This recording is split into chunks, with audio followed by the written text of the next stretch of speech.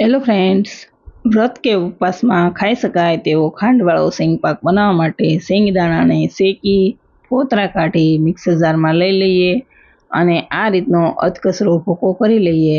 હવે પેનમાં 1 વાટકો ખાંડ નાખી ખાંડ ડૂબે તેટલું પાણી નાખીશું અને તેને ચલાવતા રહી એક તારની ચાસણી તૈયાર કરી લઈએ।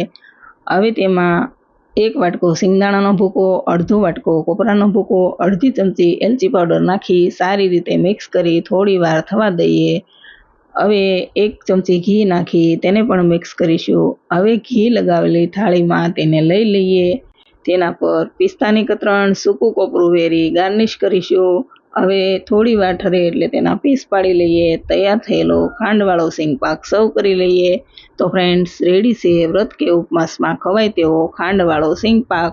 પૂરો વિડીયો જોવા માટે નીચે આપેલી લિંક પર ક્લિક કરો।